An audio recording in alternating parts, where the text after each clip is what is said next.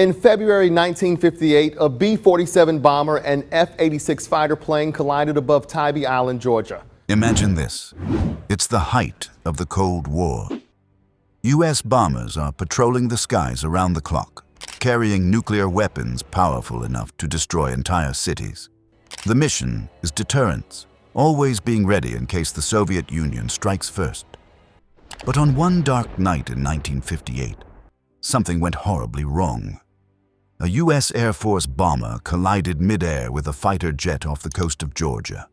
The bomber was carrying a hydrogen bomb, one of the deadliest weapons ever created. To save themselves, the crew jettisoned the bomb into the Atlantic Ocean. Here's the chilling part. Despite massive search efforts, the United States military never found it. That weapon, capable of obliterating millions, is still missing to this very day. This is the story of the Tybee bomb. To understand this mystery, we have to step back into the mindset of the 1950s. The United States and the Soviet Union were locked in a terrifying nuclear arms race. Each side stockpiled thousands of weapons. The strategy was called mutually assured destruction. If one side launched, the other would retaliate, leaving the world in ruins. To make sure America could strike back even if the Soviets attacked first, the U.S. ran constant airborne alert missions. Nuclear-armed bombers would fly long loops over the country, prepared to launch at a moment's notice.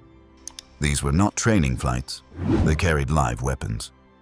One of those flights was a B-47 Stratojet bomber that left Homestead Air Force Base in Florida on February 5, 1958. We retained our bases in the Pacific, such as this one on the island of Guam, which had served so well in World War II, modern aircraft. This is our B-47, the jet medium-range bomber that became... Its mission, simulate a long-range nuclear strike. The airplane actually came in at low level. It pulled up and did what we refer to as an Immelman. We're called a LABS maneuver, and it stood for low altitude ballistic something or the other. On board was a Mach 15 hydrogen bomb, 3.8 megatons of explosive power, over 250 times the force of Hiroshima.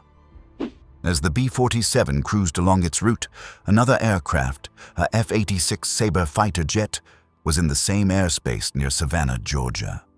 The skies were dark. Communication was limited. Then, disaster struck. The fighter slammed into the bomber at nearly 1,000 miles per hour. Metal tore through the B-47's wing, nearly crippling it. The crew fought desperately to keep the bomber in the air, but the situation was dire. They had one terrifying problem: they were carrying a hydrogen bomb. If the bomber went down with it, the weapon could detonate on impact, or worse, the fire and pressure could trigger a nuclear reaction. Their only choice was unthinkable: jettison the bomb. The crew released the Mach 15 into the waters near Tybee Island, Georgia. Witnesses later reported a massive splash, but no explosion. The bomb, weighing over 7,000 pounds, sank beneath the waves. The pilots managed to land the crippled bomber safely, their lives spared. But now, the U.S. military faced an even greater crisis. A live nuclear weapon was somewhere at the bottom of the Atlantic Ocean. The very next morning, the U.S. Navy and Air Force launched Operation Mercury, an urgent mission to locate the lost bomb. For nearly 3 months, dozens of ships, divers, and detection teams scoured the waters around Tybee Island. But the Atlantic is vast, and the seabed there is thick with silt. Sonar signals bounced off mud and sand. Visibility underwater was nearly zero.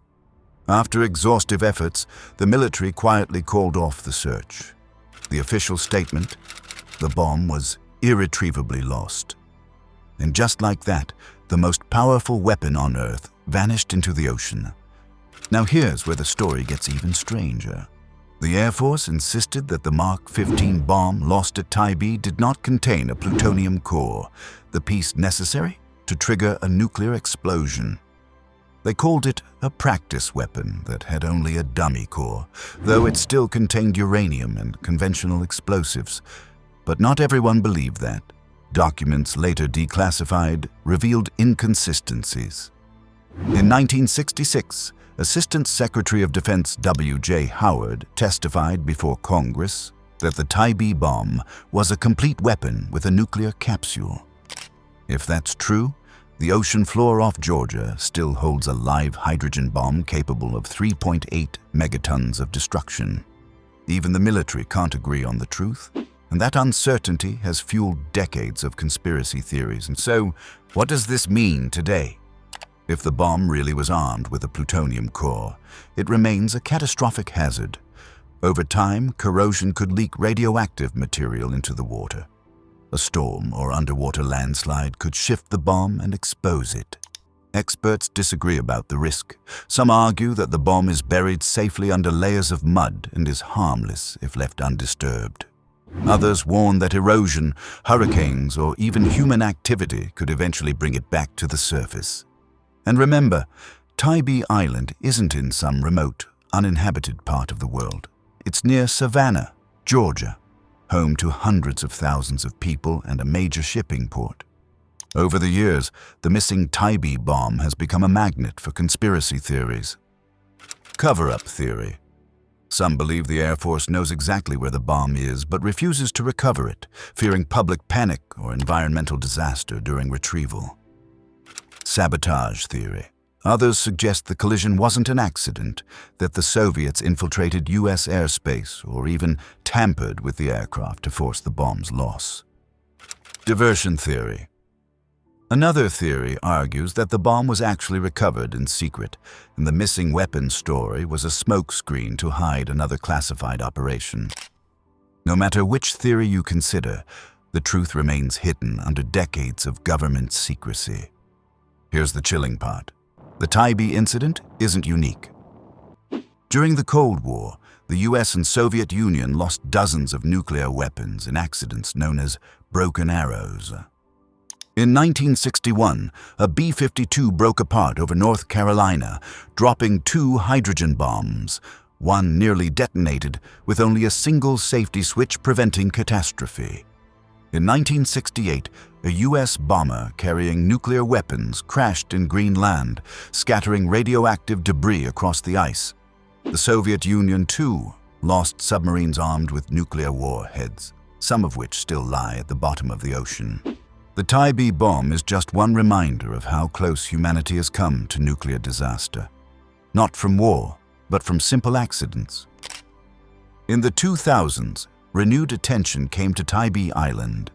A salvage diver named Derek Duke conducted private searches of the waters. They were convinced that that was a case closed. Case closed. We investigate claims this nuclear bomb lost off our coast is armed and could explode. There's a risk of doing nothing. There's a risk of doing something. Convinced he had found radiation hotspots pointing to the bomb.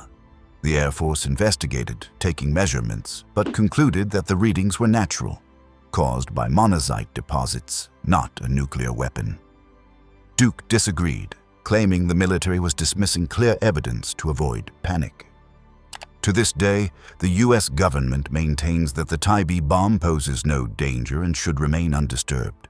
But independent experts remain skeptical. Let's imagine for a moment, what if tomorrow a fishing boat snagged something massive in its nets and pulled up the Mark 15 bomb? The discovery would shock the world. The government would likely launch a massive recovery effort, sealing off the entire area. Environmental and safety concerns would dominate headlines. But the political fallout could be just as explosive. Citizens would demand answers. Why was a live hydrogen bomb flying over U.S. soil in the first place?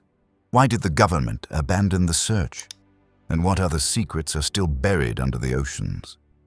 The Tybee bomb could become the greatest scandal of the nuclear age. The missing nuclear bomb off Tybee Island is more than just a Cold War curiosity. It's a warning. It shows how fragile safety systems can be when human error collides with advanced technology. It shows how governments will sometimes choose secrecy over transparency. And it shows how the weapons designed to protect civilization carry risks that last generations. The Cold War may be over, but nuclear weapons haven't gone away. Thousands still exist today, waiting in silos, submarines, and bombers, and accidents still happen. The Tybee bomb is a reminder that the greatest danger may not come from enemies abroad, but from mistakes within our own walls. So, somewhere beneath the waters of Tybee Island, Georgia, a hydrogen bomb may still be waiting, silent, hidden, and deadly. The U.S. military says it's safe. Independent experts aren't so sure, and the truth may never surface. But one fact remains undeniable.